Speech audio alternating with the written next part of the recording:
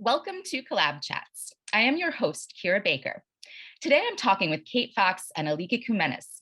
Kate is a third-year doctoral student at Drexel University's Dornsife School of Public Health.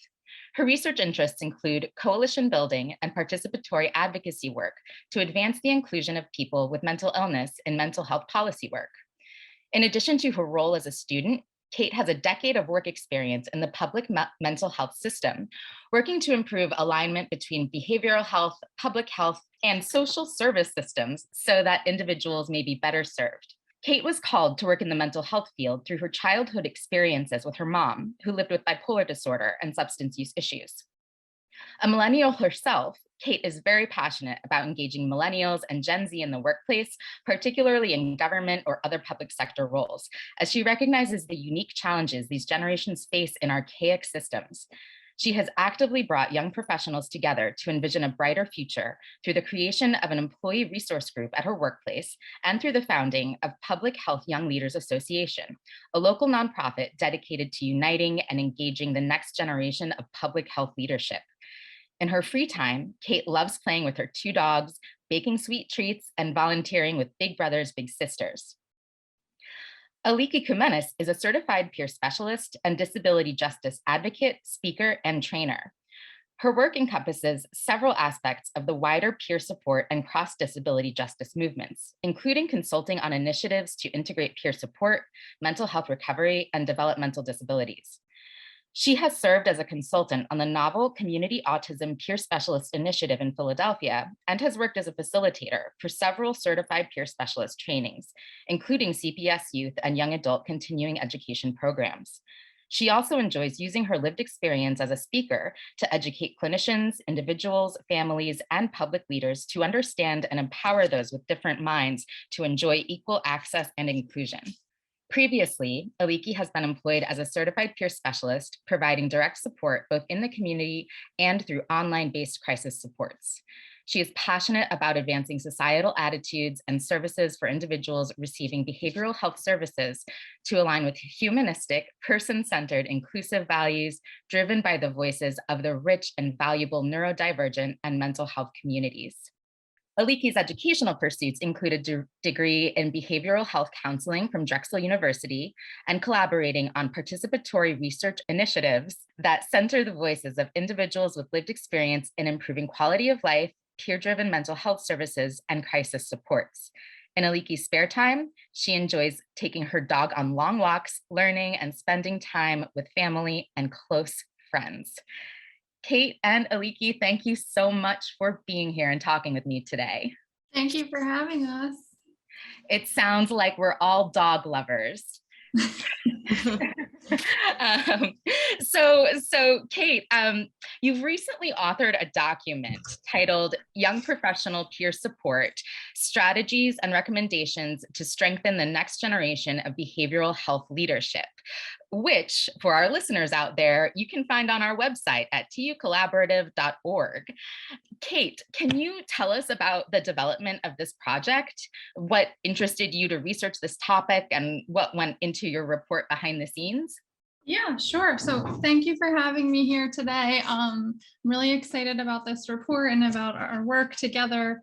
As you heard in my bio, I am a millennial and I'm really interested in just engaging the young professional workforce. I think we face different new and unique challenges working in the public sector. I've worked in the public sector for 10 years and it's just from personal experience been quite difficult, quite exhausting, just an uphill battle. And I'm really concerned that the baby boomers, who are leaving the workforce, that millennials and Gen Z are not really ready to fill the roles that the gaps that they've left, because there's decreased interest in public sector work in younger generations as the systems kind of fail to adapt and be nimble to technology and social advances. So that's something that's very interesting to me, coupled with also the importance of lived experience in the mental health field.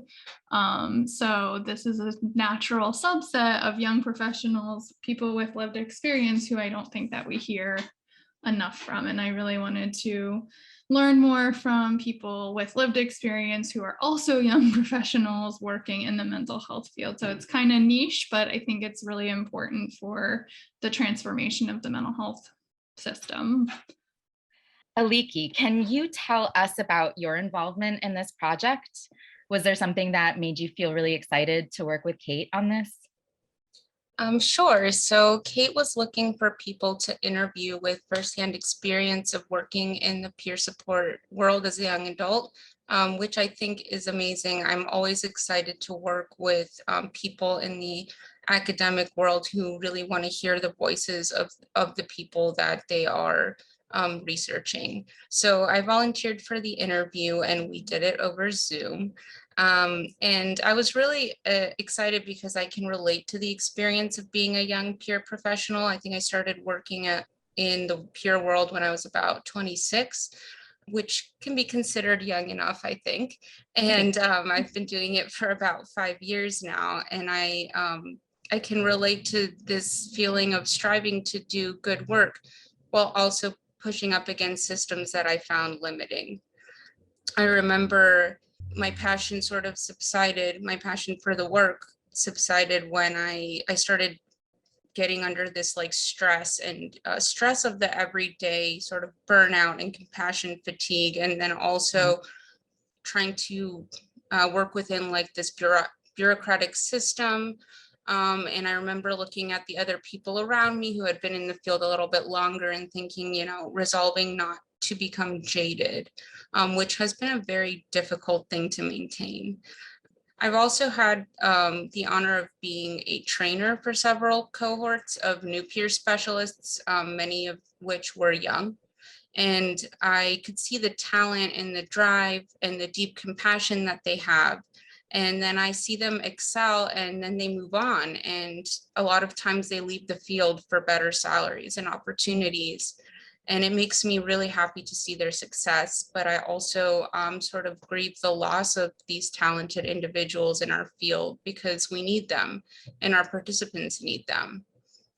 So I feel lucky and grateful to have had the opportunity to advance within the field. And I recognize that not all peer specialists have the same privilege. And I want to work with Kate and anyone else who's willing to bring attention to this topic to create that path for others as well. Well, thank you. That was an amazing response. So I guess the question for both of you, so you met each other with this interview, right? Can each of you, someone jump in and just talk about what that interview process was like? Yeah, I can. So first I was doing this project for a project for school, and I was very intentional to not frame this as research or qualitative research. I really wanted the project to be very collaborative. So I didn't want to be, the lead PI or whatever. Yeah. But that helped to make the interviews more conversational too, and more I could be more I did have a set of questions going into the interviews, but really could be more responsive or adaptable in the moment to meeting people. And I also tried to build that into the whole process of the project. Aliki was really instrumental in providing feedback on drafts of the report too. So I didn't want people to feel like they were subjects being studied, but rather the people who participated in the interviews are the experts in young professional peer support, and they're providing their expertise and experiences and recommendations and ideas. It was really cool to see. I think there were themes that emerged throughout the interview. So getting a sense of these key themes even before transcribing or writing, there were just common threads there, which was cool to see. Can you talk about some of the themes that emerged? I think one of the most important things that I heard from almost everyone is that they had someone in their life, like a friend or coworker, supervisor, or someone, some sort of support that acted as a mentor for them. most of the people who were interviewed were working in positions that on paper they probably never would have applied for or never thought that they would be qualified for.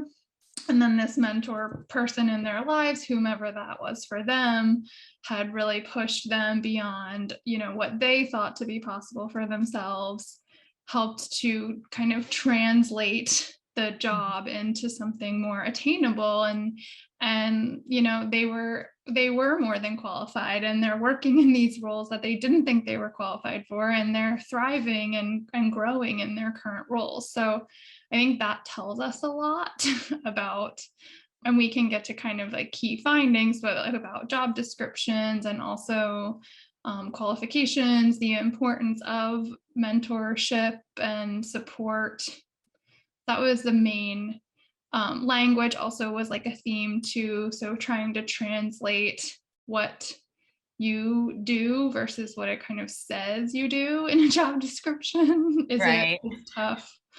I think another theme that Aliki can speak to better than I can is that just the lack of trajectory for young peer support professionals, because perhaps when the peer movement first started, maybe some people getting into the field were a little older, but when young people enter into peer roles in their early 20s, they're not going to want to stay there and do that forever. And so thinking about building out what a career path looks like for peer support hasn't really been thought all the way through. And then there's like funding issues there and systemic issues that are barriers to advancing as a peer.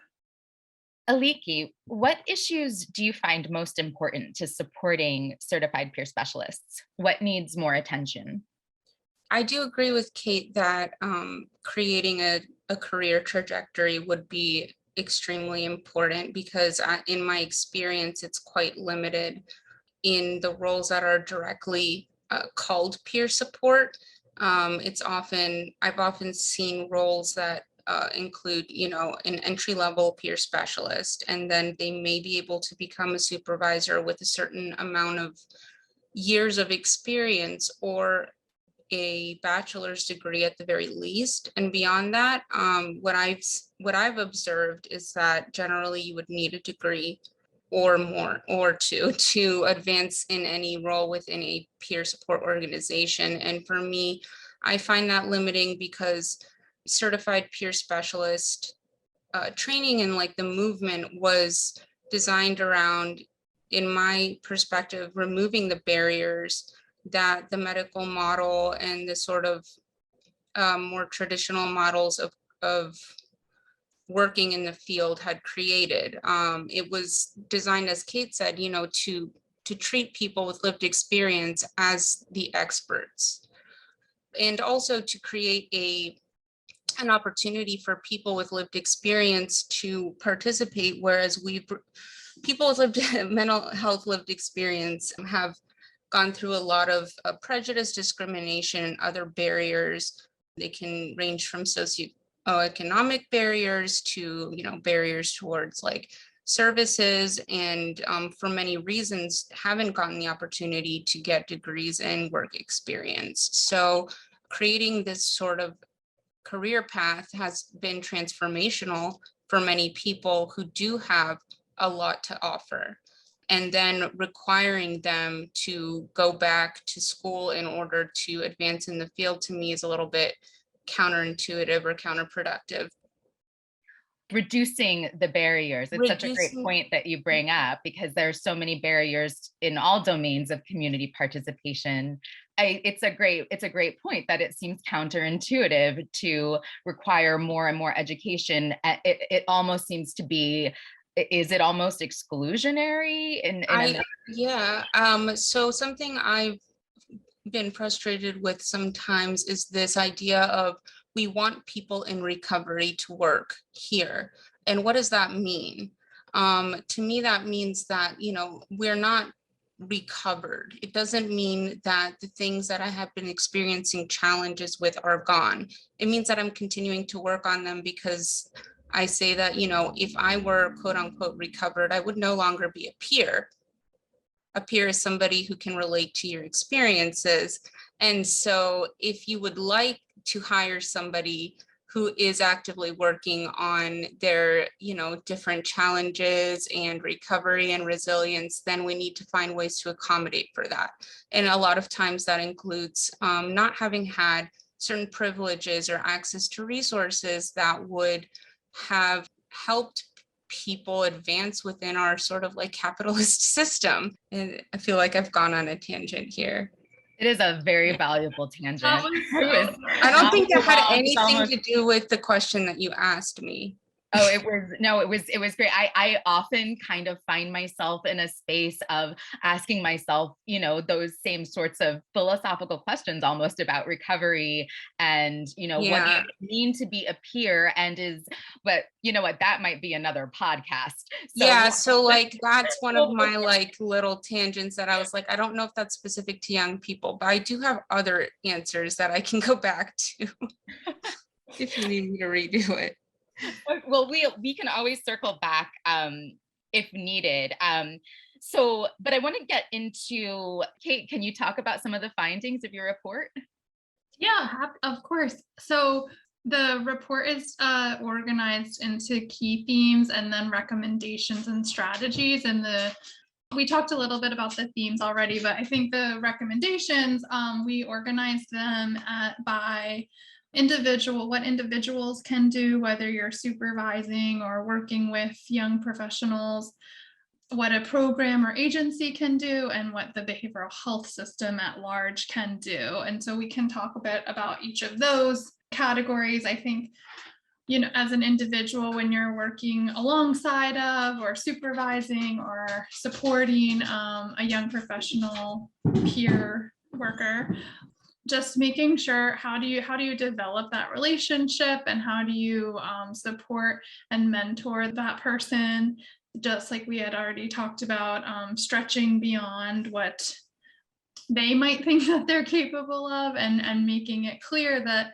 they are the experts in their field and that their credentials are valuable, maybe, and being able to translate some of that into like the working world or like academic language, or whatever that setting kind of requires support with language and just translation and things, and helping with training opportunities, education, those types of things. As a program or agency, you could really look at pathways within your organization. So what Aliki had just spoken about, and thinking about job descriptions and job qualifications. So one very concrete recommendation, I think, is to consider the qualifications that any position requires. Do you really need a bachelor's degree to be a social media manager, or can you maybe put years of experience in instead of the academic credential? And I also would encourage organizations to consider creative positions for peer support. So that creates career trajectories too. So instead of just the direct support roles that peers often fill, also thinking about how can lived experience enhance your HR department or your quality improvement processes at your organization. Lived experience can really bolster and strengthen work across the organization and not just in the direct support positions. Can you give an example of how lived experience might contribute to like an HR department?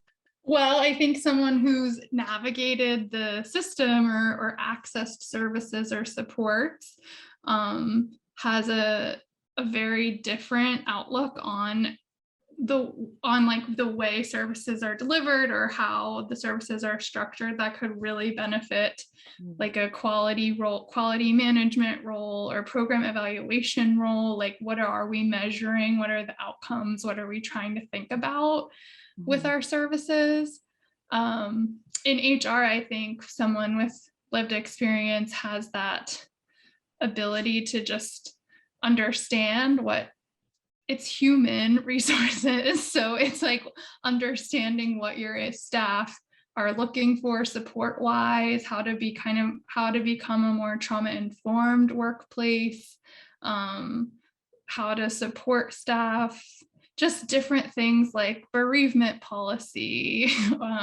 Why do we have to have like a strict thing when grief is not linear? It just like, I think lived experience could contribute to some of these policies and questions in a way that that lived experience like hasn't been considered in these spaces.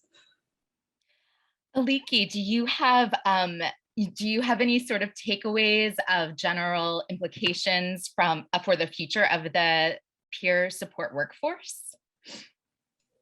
Sure. I really appreciated the findings in Kate's report, and the thing that I appreciated the most was that she included so many direct quotes from the people that she interviewed, and it really did feel like she was allowing the young peer specialists to basically drive and shape the report. I even remember her asking us to give input on the title itself. And I think that this is an example of all of the things she was saying, coming together, allowing people's own ideas to drive, research policy. I think that having meaningful participation in all levels of the system is important. And it's often people who are older for whatever reason, whether it's work experience or degrees or titles or all the things we mentioned, who are part of these decision-making processes. And so like Kate did, which is finding young people, I think is the key. And, young people want to be heard. I also really resonated with the findings on mentoring. Personally, I feel like I credit the mentors that I met in the field for, so much of being able to be here today. Can you share an example of how a mentor supported you? Yes, so I remember in my first peer specialist job, at some point the supervisor, told me that I could learn a lot there, but generally it was just a stepping stone, and that they really cared about helping my professional development. And, that was a little bit strange to me to have somebody say that, their intention wasn't necessarily to keep me there forever, but I appreciate that. So they made sure that I got the time to go to trainings and get that continuing education, which is something that is often difficult for peer professionals to access, because the way that systems are structured, it can often come at a great cost to programs to send someone off to get training. However, I feel like it makes us better at our jobs, and it's also something that I think people should have the right to do. Absolutely. You've both discussed some of the specific recommendations for individuals, programs, and agencies. What do you think the biggest challenges are to implementing these recommendations, and how can they be addressed? Well, I think funding is one thing. So the structure of the system right now might not allow for the creative roles or creative opportunities that we had talked about specifically for people with lived experience. The other thing that I think is interesting and needs more research or exploring is, when Aliki talked about what does recovery mean, or what does lived experience mean, it's quite possible that a lot of mental health leaders have lived experience and are not disclosing. So it's this very courageous act to become a certified peer specialist and to live with that credential kind of in your professional life. You're taking a risk of disclosing your lived experience, and then what does that lead to? Does that relegate you just to work in the direct support role forever, or does that open doors for you? And I think one of the challenges that we've seen is that it's not opening doors for people. So it might provide a career path for someone just starting out their career, but again, no trajectory there, no opportunity for growth, and maybe even some continuing stigma as you kind of rise in the ranks with that credential. So one challenge I would say is I would challenge maybe existing leaders in the field to be more vulnerable or transparent about their own lived experiences. Perhaps that would help with leading the way for the next generation. But I do think that, young professionals with lived experience are vocal and we want change, and we will be there, we'll be at the table whether we're invited or not. Yes, yes.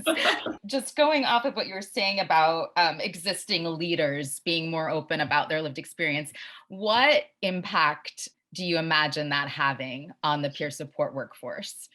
Oh, I think that would have a huge impact. I think just making it clear that the lived experience is just as valuable, if not more valuable, than any education that you can attain. It's a form of expertise that not everybody has, and it makes the work better. It makes the system better. It makes services better. Having leaders leading vulnerably and transparently, I think would definitely set a tone that this is valuable and it's making our work more impactful. Aliki, do you have any thoughts to add to that, or what the impact might be? Yeah, I agree with Kate. I think it would be very transformative. We always think about role models and we need them. And I think part of the reason that I've been able to work in the different roles that I have is because I did find those role models, although they are few, within the peer world who have advanced to a level where they've made their own companies and really just push forward their ideas. These are often people who have like PhDs and maybe even work in the clinical world, but they are proud to also say that they're peers. So I imagine, city council members or commissioners in the department or anybody that we look up to, sometimes young peer professionals see a lot of letters after a name and they get intimidated. And I'm wondering, what impact it would have if some of those letters included peer specialists. And that would indicate that, this is a valuable thing that we are proud of and value as part of, decision making, and also as part of any role that someone might want to have. Before we wrap up, I have just one last question. And also, I just want to remind everyone we're talking with Kate Fox and Aliki Koumenis about the young professional peer support workforce. And you can find Kate's report that Aliki made great contributions to at our website, tucollaborative.org. So I want to ask each of you, what do you each envision the future of young professional peer support to be? I'll go first. I think young people are loud advocates and have ideas and visions that need to be heard. So I'm excited to hear more from this group of young professionals who have lived experience that can really contribute and make the mental health system better. I think I would envision a system where, reporting on your percentage of the board that has lived experience or percentage of leadership or staff that, really putting value. I would love to know, what is the makeup of SAMHSA's workforce with lived experience, and kind of setting the stage on on the national level. So I think young professionals with lived experience have great ideas, and they will continue to advocate for them and move some of these the system level transformation forward.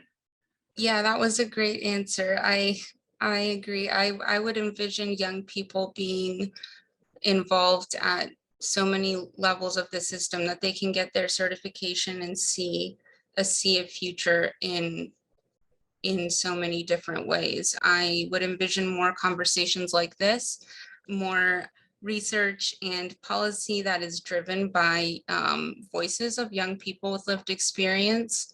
Because as Kate said, they're not going to be quiet. I do see young people challenging the system. I see them asking questions about like, who's doing this kind of research or who's making these policies? Like, who is it for and does it include us? And it seems like young people, they want to know, like, does this account for their unique identities? I envision us moving beyond sort of just accommodating for different identities and cultures and really building services around those new ideas. Young people finding ways, they want freedom to chart their own paths, and it seems like they're interested in creating change and talking openly, like the way that they do in social media, rather than being in like restricted through sort of oppressive structures. So I see young people create these waves of like peer support and system transformation tend to happen every maybe couple of years or decades. And I see it just moving beyond even the recovery movement. I see the young people giving us the new language and a totally new perspective. And I think it just requires us, I sort of see myself as a little bit older now that I'm 31. It requires us to really listen and sort of shed our biases and empower them to help us move forward. This has been one of the most interesting and enjoyable conversations I've had. Thank you both so much for being here today. I am now much more excited about the future of what professional peer support could be. Thank you both. Thank you. Thank you so much. Collab Chats is a knowledge translation activity developed by the Rehabilitation Research and Training Center on Community Living and Participation for Individuals with Serious Mental Illnesses. Funding for this podcast and support for the collaborative comes from the National Institute on Disability, Independent Living, and Rehabilitation Research. The contents of this podcast do not necessarily represent the policies of NIDLR, ACL, HHS, and you should not assume endorsement by the U.S. federal government. If you enjoyed this podcast and would like to discuss it with us, email us at tucollab@temple.edu. To learn more about the work that we do, visit our website at tucollaborative.org or find us on Facebook at Temple University Collaborative on Community Inclusion and on Instagram and Twitter at tucollab.